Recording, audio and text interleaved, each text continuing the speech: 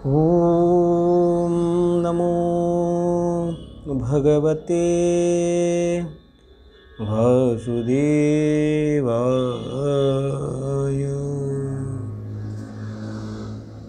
महायोगपीठे तटे भीमरथ्या वरं पुण्डरीकाय दातुं मुनीन्द्रैः समागत्य तिष्ठन्तमानन्दकन्दं परब्रह्मलिङ्गं भजे पाण्डुरङ्गं।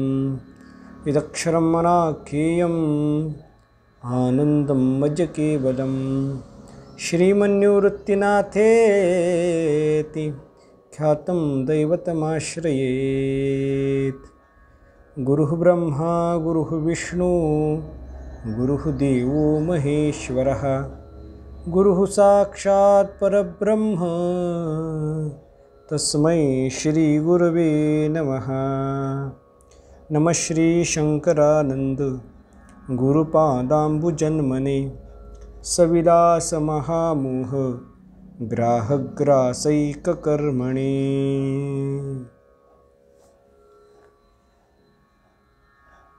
अखिल निधान अकारण करुणाकर शरण शरण भक्त काम कल्पद्रुम अशा असणाऱ्या श्री पंढरीशाला,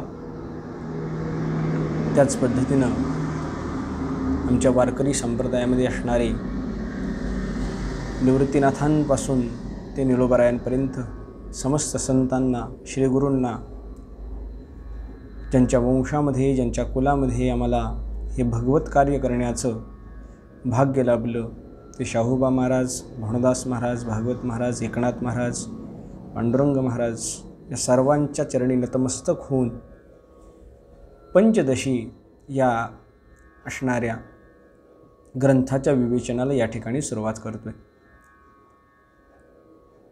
वेदांतामध्ये अनेक ग्रंथ आहेत आणि त्या अनेक ग्रंथांचं अध्ययन आपल्याला करावं लागतं।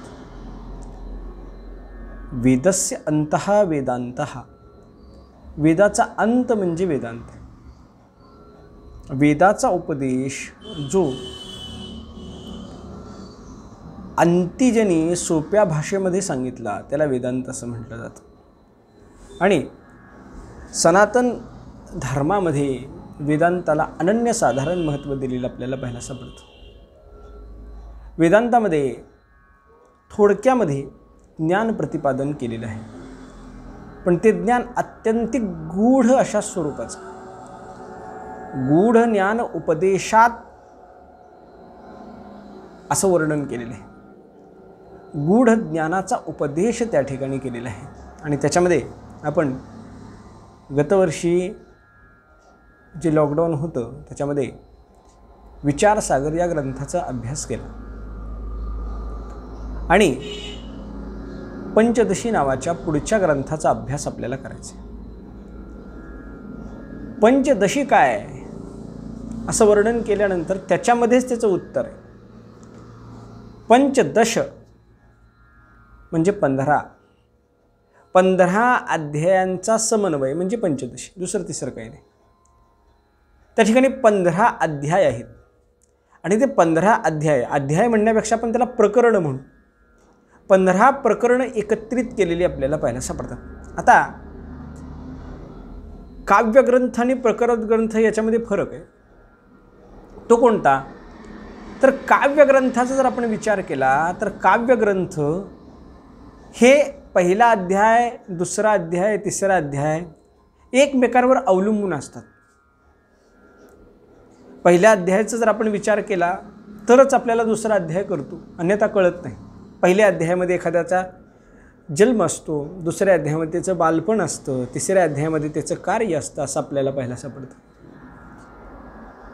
याला काव्यग्रंथ असं म्हटलं जातं की ज्याला एक विशिष्ट पद्धतीची गती असते आणि त्या गतीच्या माध्यमातून तो ग्रंथ पुढे पुढे सरकत असतो। पण याच्या विरुद्ध आपण जर विचार केला तर प्रकरण ग्रंथ हा वेगळा आहे। या पंचदशीमध्ये वेगवेगळी 15 प्रकरणं आपल्याला पाहायला सापडतात। प्रकरण म्हणजे काय? तर ज्या श्लोकापासून आपण सुरुवात करू, ज्या अध्यायापासून सुरुवात करू तो अध्याय पहिला। एका अध्यायाचं वाचन करायचं मगच दुसरा अध्याय वाचन करायचा असं या ठिकाणी नाही. अनेक ग्रंथ असे आपल्याला प्रकरण ग्रंथ पाहायला सापडतात. विवेक चूडामणी नावाचा ग्रंथ आहे, तो प्रकरण ग्रंथ आहे. आत्मबोध नावाचा ग्रंथ आहे, तोही प्रकरण ग्रंथ असलेला आपल्याला पाहायला सापडतो.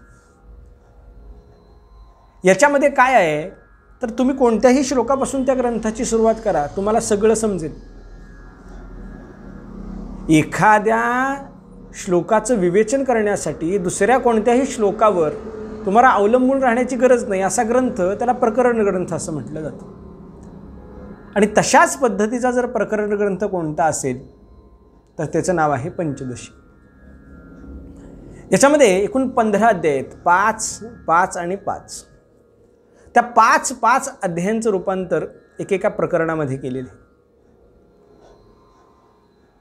पहिलं जे प्रकरण आहे 1 ते 5 अध्याय त्याला विवेक प्रकरण असं म्हटलं जातं. 6 ते 10 अध्याय याला दीप प्रकरण असं म्हटलं जातं. आणि शेवटी 11 ते जे 15 अध्याय आहेत त्याला आनंद प्रकरण असं म्हटलं जातं. काय आहे या प्रकरणांमध्ये तर या प्रकरणांमध्ये आत्म्याचं स्वरूप वर्णन केलेलं आहे. तुमचा आत्मा कसा आहे याच्या संबंधानं विवेचन करण्याचं काम जर कुठं केलं असेल तर या ग्रंथामध्ये केलेलं आहे. विवेक, दीप आणि आनंद हे 3-5 अध्यायांची प्रकरण आहेत.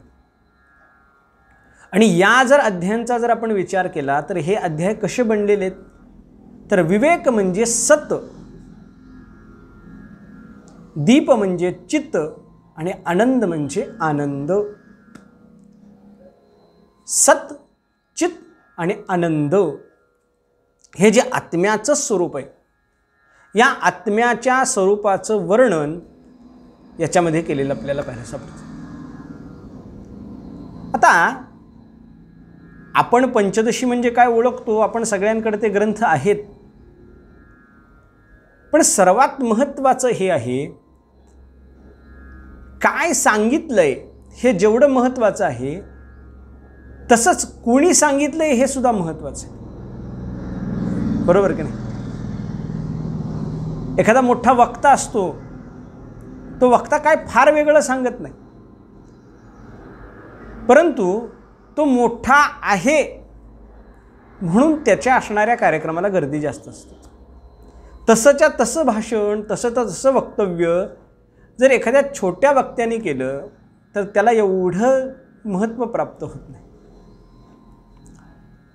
जगामध्ये कुणी सांगितलंय हे जसं काय सांगितलंय हे जसं महत्त्वाचं आहे, तसं कोण सांगतंय हे सुद्धा महत्त्वाचं आहे. भगवंतानी जे भगवद्गीतेचं ज्ञान अर्जुनाला दिलं ते स्वतःचं आहे काय भगवंताचं नाही. सर्वोपनिषदो आपण गीतेच्या मंगलाचरणामध्ये म्हणतो, सर्व उपनिषदांचं सार भगवंतानी दिलं. मग नवीन काही सांगितलं का? नवीन काही सांगितलं नाही, पण सांगणारा भगवंत आहे आणि भगवंत सांगणारा असल्यामुळं गीतेला महत्त्व प्राप्त झालं. कळतंय का?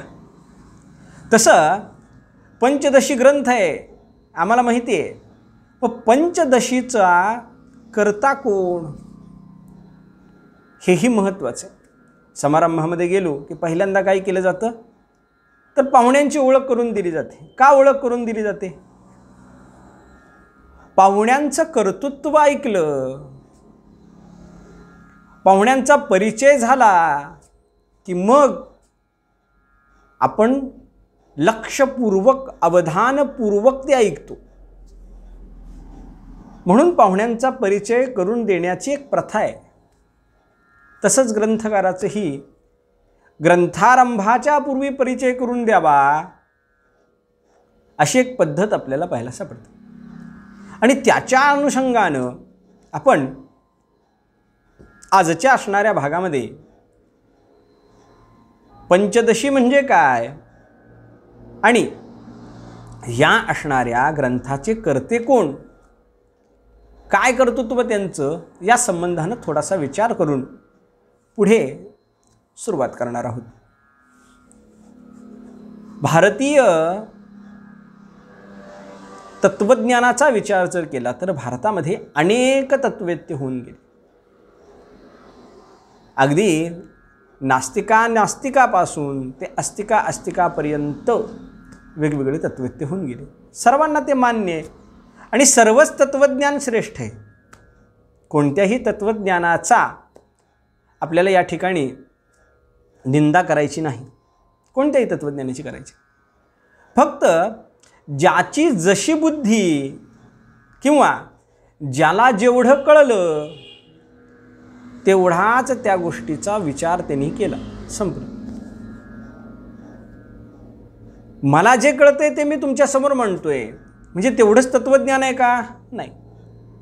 माझ्यापेक्षाही हुशार असणारा, निष्णात असणारा, बहुश्रुत असणारा एखादा व्यक्ती याची उकल माझ्यापेक्षाही जास्त चांगल्या पद्धतीनं करू शकेल. मग मी म्हणायचं का की नाही माझंच श्रेष्ठ आहे, माझंच बरोबर आहे? असं नाही. बुद्धिभिन्नता असल्यामुळे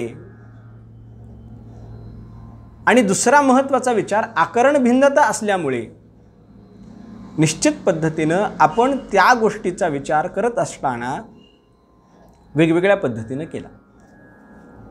ज्याला जेवढं आकलन झालं, ज्याला जेवढं समजलं त्याने ते जगापुढं मांडलं, ते तत्ववेत्ते म्हणून पुढे आले. आपण प्रत्येक वेळी विचार करत असताना दोघांचा विचार करतो. एक म्हणजे दुर्जनाती दुर्जन आणि दुसरा सज्जनाती सज्जन. मधल्या लोकांचा विचार करायची काय गरज आहे? या दोघांना धरलं की सगळे पाठीमागं मध्ये येतातच. आणि असं असल्यामुळं चार्वाकाच्या तत्वज्ञानाचा जर विचार केला तर चार्वाकाचं तत्वज्ञान काय सांगतं आणि जगद्गुरू संतश्रेष्ठ शंकराचार्यांचं जर तत्वज्ञान आपण पाहिलं तर जगद्गुरू शंकराचार्यांचं तत्वज्ञान काय सांगतं, या दोघांचा जर विचार केला, या दोन तत्ववेत्त्यांचा जर विचार केला तर निश्चित पद्धतीनं सगळ्यांना मध्ये काय अपेक्षित आहे हे आपल्याला कळून जातं. यावत जीवेत सुखम जीवेत तृणम कृत्वा घृतम पिबेत भस्मीभूतस्य देहस्य पुनरागमनम कुतः. अशा पद्धतीनं चार्वाकाने आपलं तत्वज्ञान एका श्लोकामध्ये प्रगट केलं. जोपर्यंत जगायचं आहे ना तर त्यापर्यंत सुखानं जगा, सुखम जीवेत. मग त्यासाठी काय करा तर सांगितलं ऋणम कृत्वा घृतम पिबेत. ऋण काढा आणि त्या ऋणाच्या माध्यमातून तूप प्या. तूप प्या म्हणजे काय तर जोपर्यंत जीवनामध्ये आहे, चार जीवत आहेत, त्या दिवसांमध्ये मौज करा. का मौज करा तर तो सांगतो भस्मीभूतस्य देहस्य पुनरागमनम कुतः. एकदा का हा देह भस्मीभूत झाला की त्याचं पुन्हा आगमन नाही. हे तत्वज्ञान सांगणारे चार्वाक याच असणाऱ्या भारतामध्ये त्यांचा जन्म झालेला आपल्याला पाहायला सापडतो. हे तत्वज्ञान कुणासाठी? जो मृत्यूलोकामध्ये आल्यानंतर धनाचा संचय करतो, उपभोग घेत नाही, त्याच्यासाठी हे तत्वज्ञान आहे. ईशावास्य उपनिषद 40वा अध्याय शुक्ल यजुर्वेदीय माध्यान्दिन संहितेचा. आणि त्या अध्यायामध्ये असं वर्णन केलंय मा घ्रिदा कस्यसि धनम. एखाद्या गिधाडाप्रमाणे धन गोळा करू नकोस. मग काय कर, त्याचा व्यय कर, कोणत्याही पद्धतीनं कर, पण कर, साठवून ठेवू नकोस. म्हणजे जे औपनिषदिक तत्वज्ञान आहे तेच तत्वज्ञान चार्वाकाने सांगितलं. त्याला जेवढं आकलन झालं तेवढं सांगितलं, पण तेवढंच आहे का? नाही. मग त्यानंतर आपण जगद्गुरू शंकराचार्यांचा विचार करू. शंकराचार्यांनी सुद्धा त्यांचं तत्वज्ञान एका श्लोकामध्ये प्रगट केलं, एका श्लोकामध्ये सांगितलं. काय सांगितलं तत्वज्ञान? श्लोकार्धेन प्रवक्ष्यामि यदुक्तम ग्रंथकोटिभिः ब्रह्मसत्य जगन्मिथ्या जीवो ब्रह्मैव नापरः. श्लोकार्धेन प्रवक्ष्यामि, अर्ध्या श्लोकाच्या माध्यमातून मी सांगतो. काय सांगतो? यद उक्तम ग्रंथ कोटिभिः. कोटिभिः ग्रंथानी यद उक्तम, तद श्लोकार्धेन प्रवक्ष्यामी. कोट्यावधी ग्रंथाचं सार मी अर्ध्या श्लोकामध्ये सांगतो. आणि काय सार आहे तर सांगितलं की ब्रह्म सत्य आहे, जगन मिथ्या आहे, जीव ब्रह्म याच्यामध्ये कोणत्याही पद्धतीचा भेद नाही. अर्ध्या श्लोकामध्ये सांगितलं. विचार करा, एक म्हणतोय ऋणम कृत्वा घृतम पिबेत, आणि दुसरंही म्हणतायत की जीवो ब्रह्मैव नापरः.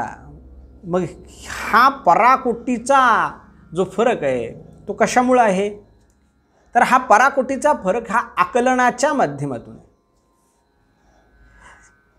आपण विचारसागरामध्ये विचार केलेला आहे या गोष्टीचा.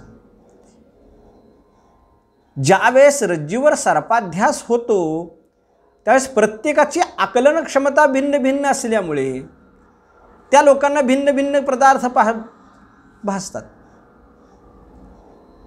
मग याच्यामध्ये कुणाचं बरोबर आहे कुणाचं चूक आहे याचा जर विचार केला तर सर्वांची मतं ही खरीच वाटतात. प्रारंभिक जर विचार केला तर सगळ्यांची मतं खरी वाटतात.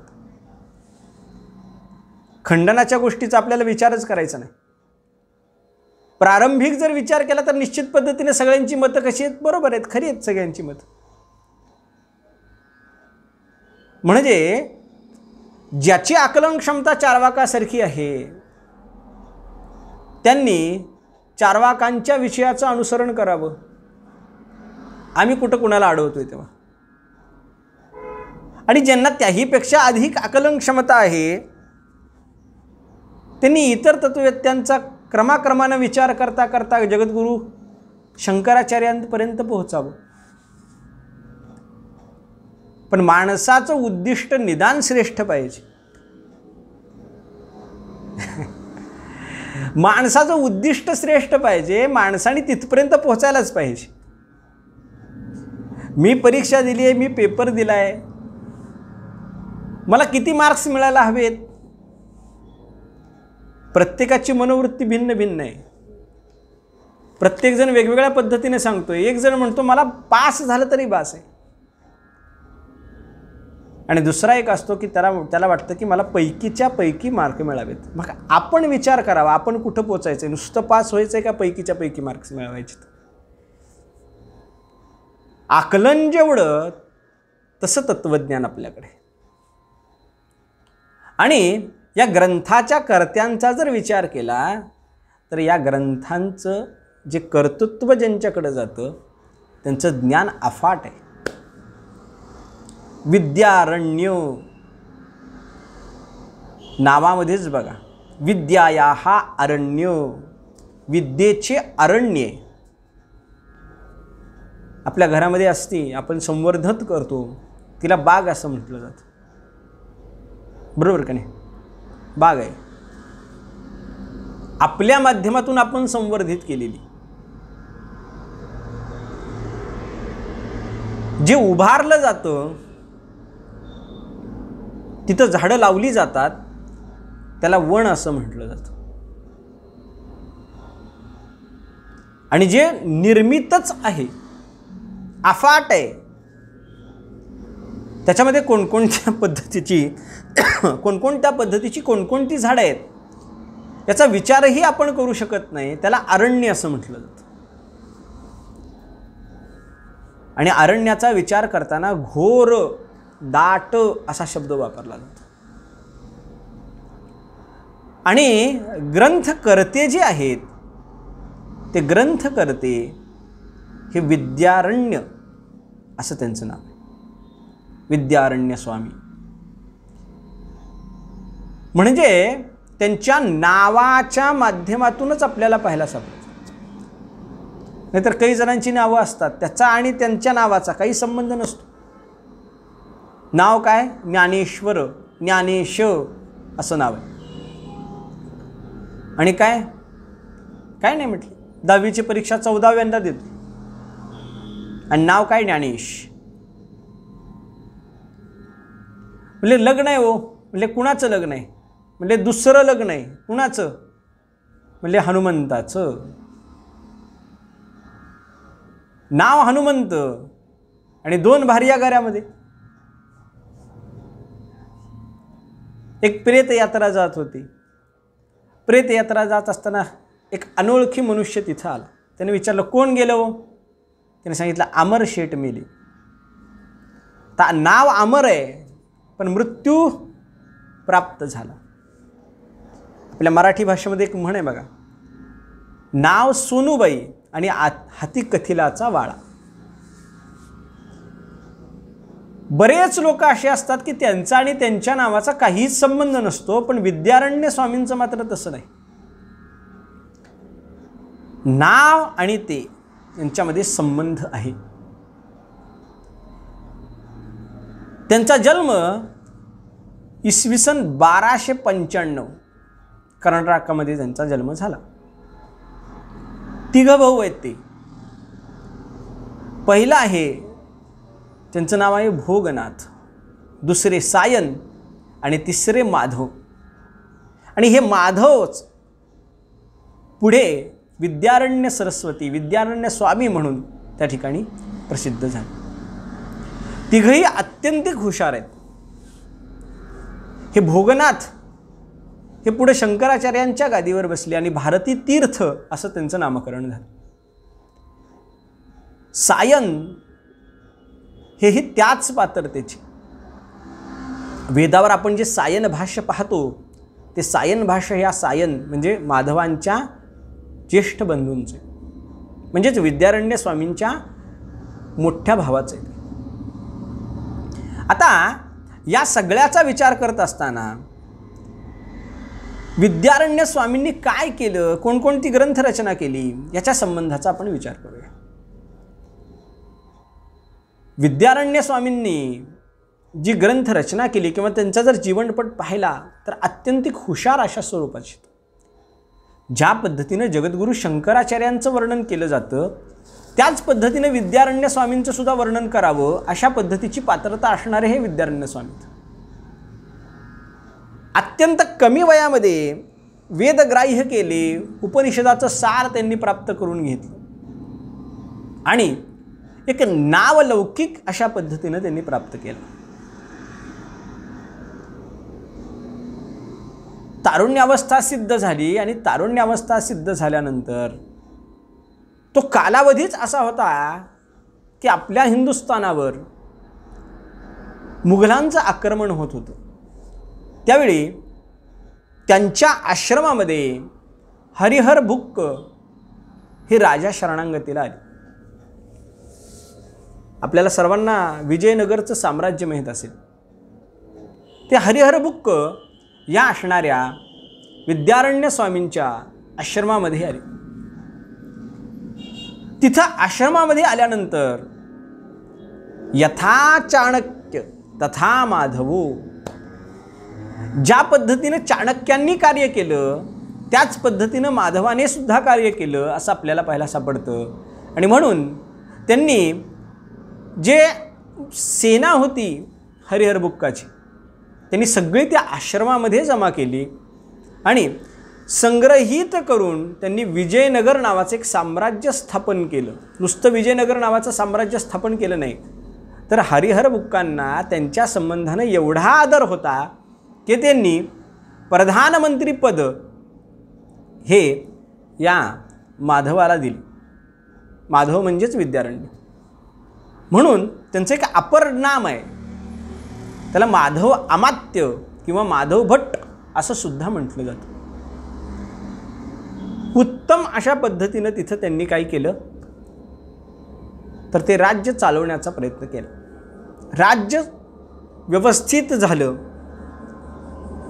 राज्याची घडी व्यवस्थित बसली आणि घडी व्यवस्थित बसल्यानंतर मूलतः अभ्यासू असणारे, संन्यस्त स्वभावाचे असणारे हे माधव तिथं रमले नाहीत. त्यांनी राजाला त्या ठिकाणी सगळा उपदेश केला आणि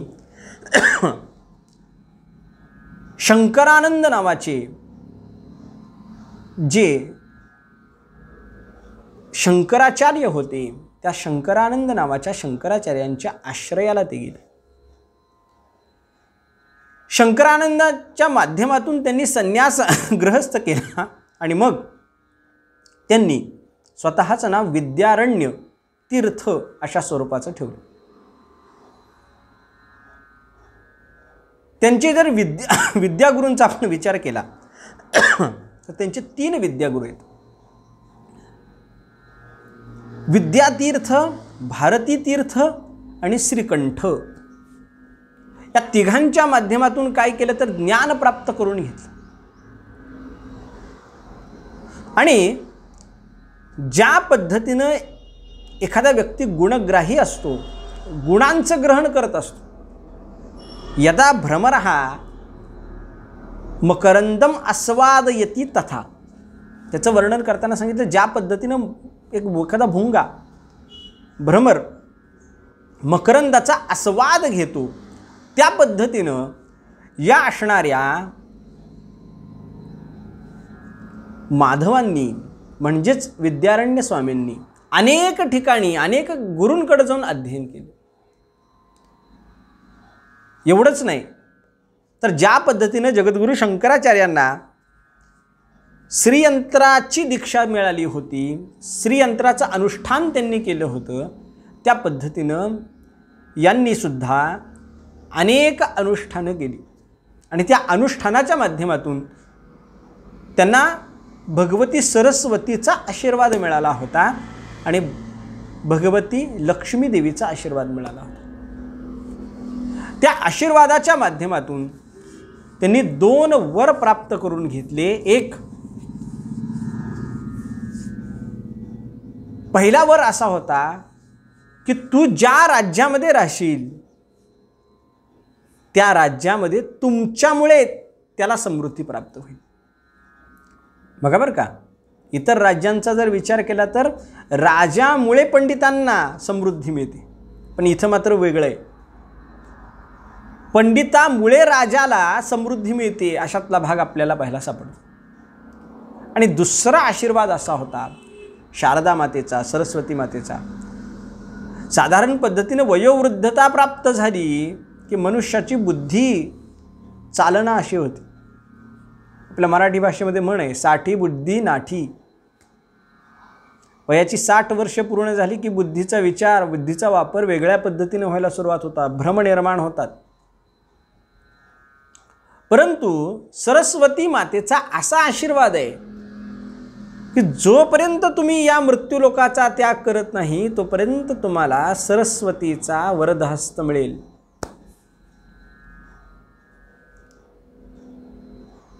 मृत्यूपर्यंत बुद्धी स्थिर राहील अशा पद्धतीचा आशीर्वाद दिला. विद्यारण्य स्वामींनी जी पंचदशी नावाचा ग्रंथ जो आपण शिकणार आहे, या पंचदशीची निर्मिती कधी केली याचा जर विचार केला तर वयाच्या 85व्या वर्षी त्यांनी पंचदशी नावाचा ग्रंथ लिहिला. 85व्या वर्षी आपली अवस्था काय होईल याचा विचार करा. त्याहीपेक्षा पुढे 85 वर्षापर्यंत आपण राहू का याचा विचार करा. 85व्या वर्षी पंचदशी नावाचा ग्रंथ लिहिणं ही असाधारण गोष्ट, असाधारण गोष्ट.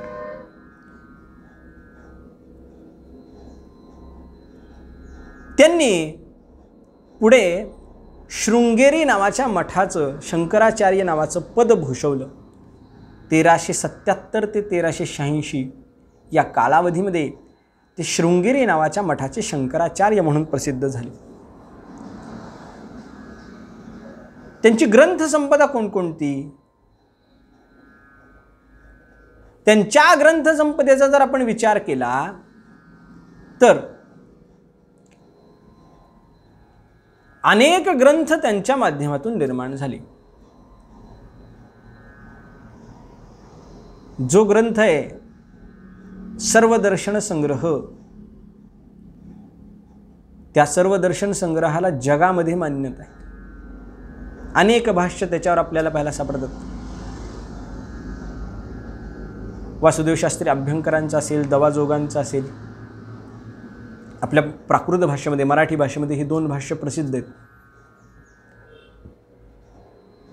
बंडोपाध्याय नावाचे एक आहेत, त्यांनीही या ठिकाणी सर्वदर्शन संग्रह लिहिण्याचा प्रयत्न केलेला आहे. पण तो मूळ सर्वदर्शन संग्रह जर कोणी लिहिला असेल तर तो विद्यारण्यांनी लिहिलेला आहे. अनुभूती प्रकाश, जीवन मुक्ती, शंकराचार्य जीवन चरित्र, शंकर दिग्विजय, दृक दृश्य विवेक. फार फार गोड ग्रंथ आहे बरं का. दृक दृश्य विवेक, पाहतो काय, दिसतंय काय याचा विवेक, दृक दृश्य विवेक. एवढंच नाही तर आयुर्वेदाचा गाढा अभ्यास यांच्याकडे होता. म्हणून माधव निधानम नावाचा एक ग्रंथ त्यांनी लिहिला. माधव निधानम.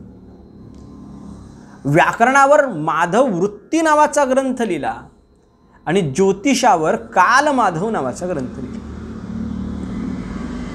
एकांगी अभ्यास आहे का? आयुर्वेदाचाही अभ्यास आहे, व्याकरणाचाही अभ्यास आहे, ज्योतिषाचाही अभ्यास आहे. सर्वांगीण अभ्यास आपल्याला पाहायला सापडतो.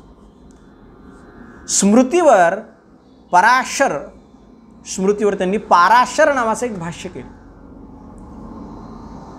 जैमिनी सूत्रावर जैमिनी न्याय विस्तार नावाचा ग्रंथ रचलेला आपल्याला पाहायला सापडतो. जीवनमूल्य कशी असावीत याच्यामध्ये आचार माधव नावाचा एक ग्रंथ लिहिला.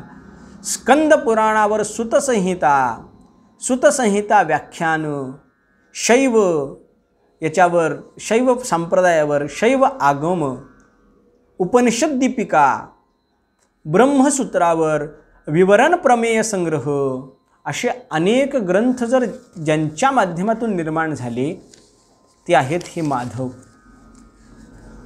एवढी ग्रंथसंपदा एका व्यक्तीची, होय, एवढी ग्रंथसंपदा त्यांच्या माध्यमातून निर्माण झालेली आपल्याला पाहायला सापडते. म्हणून माधवांच्या बाबतीमध्ये वर्णन करताना असं सांगितलं, सर्वज्ञ ही माधवम. माधव म्हणजेच सर्वज्ञ. आणि अशा असणाऱ्या महान ग्रंथकाराचा आपण काय करणार आहोत? पंचदशी नावाचा ग्रंथ अध्ययन करणार आहोत. याच्यामध्ये आपण पाठीमागं बघितलं 5-5-5 अशी 15 अध्याय आहेत. सच्चित आनंद हे प्रगट करणारी. सुरुवात कशी झाली? सुरुवात कशी झाली या ग्रंथाची? ग्रंथस्य कर्ता को आणि किम प्रारंभ या दोघांना महत्त्व आहे. को प्रारंभ याचा विचार करीत असताना को प्रारंभ याचा सुद्धा विचार करण्याची गरज आहे. सुरुवात ग्रंथाला कशी झाली? आपण भगवद्गीतेचा विचार करतो महाराज. भगवद्गीतेमध्ये दोघंजण समोर समोर आले, मामका पांडवाश्चैव, आणि मग अर्जुनाच्या मनामध्ये विचार निर्माण झाला, सेनयोर उभयोरमध्ये रसस्थापतमेच्युत. आणि मग तिथं गेल्यानंतर मग तो बोलायला सुरुवात करतो की देवा कार्पण्य दोषोपस्वभावात पृच्छामि त्वां धर्मसमूढ चेता. आणि मग भगवंत बोलायला सुरुवात करतात. त्या पद्धतीनं या ग्रंथाची सुरुवात कशी झाली?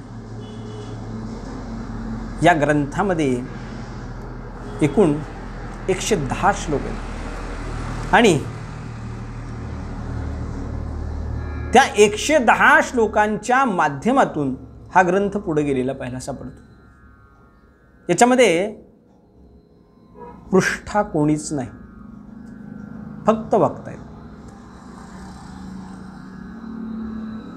अर्जुन प्रश्न विचारतो आणि त्या अर्जुनांच्या प्रश्नाचं उत्तर आमचा भगवंत देतोय. मग इथं कोणी प्रश्न विचारले का? तर त्याचं उत्तरही नाही. स्वतःच शंका घेतली आणि स्वतः त्या शंकेचं निरसन केलं, असा क्रम या विद्यारण्य स्वामींनी या ठिकाणी केलेला आपल्याला पाहायला सापडतो. आत्मावारे द्रष्टव्यः श्रोतव्यः मंतव्यः निदिध्यासितव्यः या औपनिषदक श्रुतीचा विचार केला आणि त्या माध्यमातून पुढे त्यांनी हा ग्रंथ प्रारंभ केला.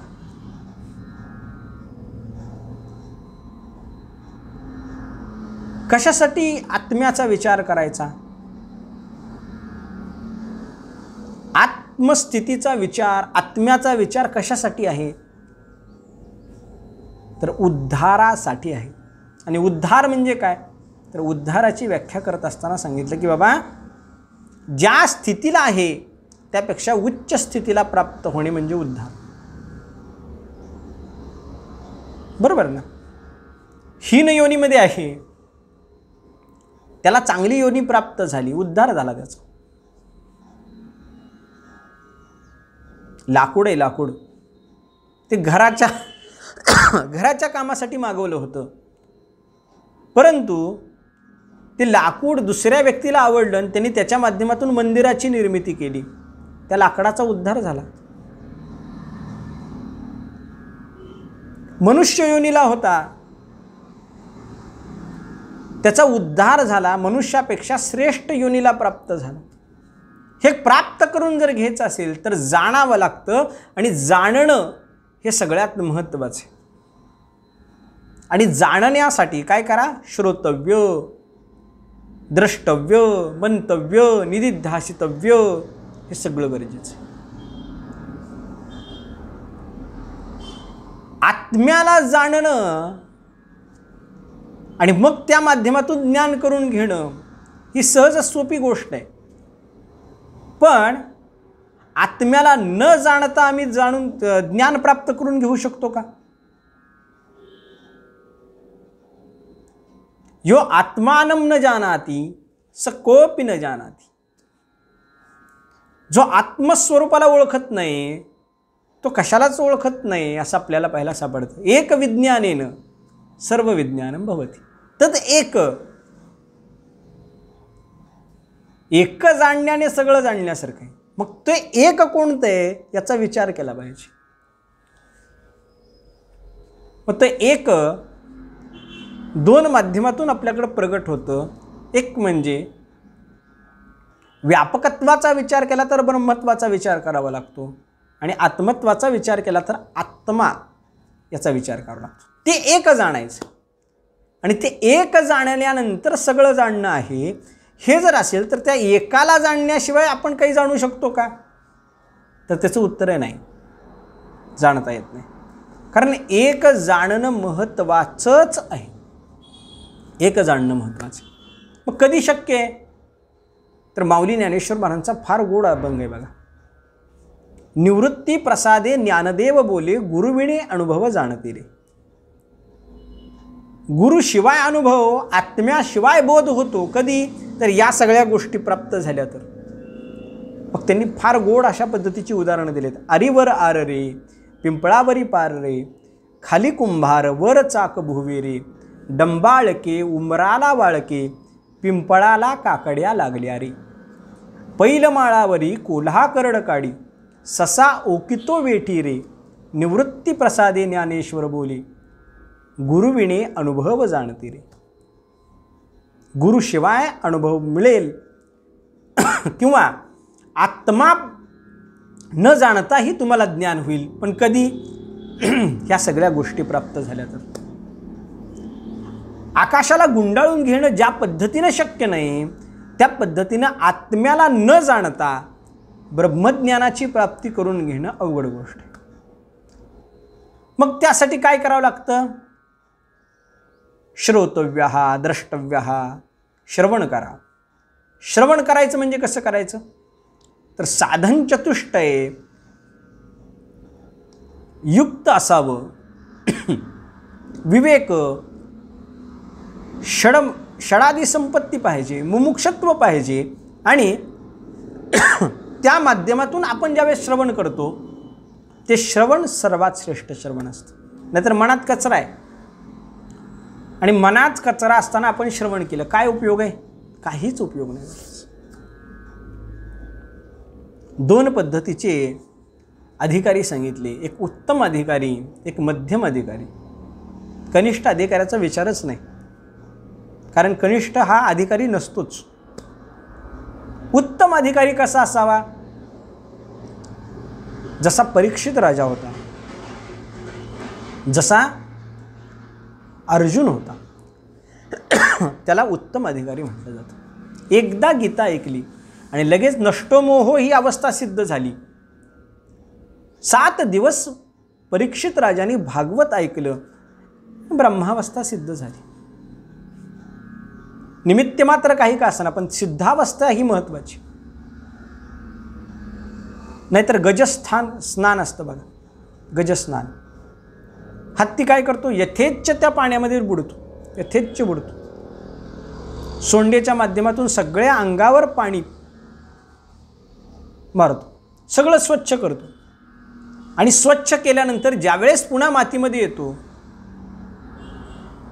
त्यावेळेस गडा गडा गडा मातीत लोळतो. स्नान झालं का? झालं. पण परिणाम काय झाला? परिणाम काहीच झाला नाही. का झाला नाही? तर स्वच्छता शुचिर्भूतता केली आणि पुन्हा मातीमध्ये येऊन लोळला, काहीच फरक नाही ना. कशाला आंघोळ केली? श्रवण केलं, ग्रंथाचं श्रवण केलं आणि घरी जाऊन पुन्हा त्याचं मनन केलं नाही, चिंतन केलं नाही, निधिध्यासन केलं नाही, त्याच्याकडे बघितलंच नाही. मग दुसऱ्या दिवशी आठवण झाली, अरे हो आपला पाठ असतो, आणि मग त्यावेळेस पुन्हा आले आणि पुन्हा समोर बसले, ऐकलं, निघून गेले. काय उपयोग झाला? काहीच उपयोग झाला नाही. श्रवण करायचं असेल तर ते चिंतनाच्या माध्यमातून असावं, मननाच्या माध्यमातून असावं, निधिध्यासनाच्या माध्यमातून असावं, आणि मग ते कुठंतरी फलद्रूप होतं असं आपल्याला पाहायला सापडतं. आणि म्हणून ज्या पद्धतीनं या ठिकाणी जगद्गुरू शंकराचार्यांच्या तत्त्वज्ञानाला अनुसरून अशा पद्धतीनं विचार केलेला आहे, याचा विचार करत असताना साधन चतुष्टय अधिकारयुक्त अशा पद्धतीनं जर व्यक्ती असेल तर निश्चित पद्धतीनं त्याचं श्रवण उत्तम होतं असं आपल्याला पाहायला सापडतं. या ठिकाणी मंगलाचरणाचा पहिला श्लोक आहे बघा.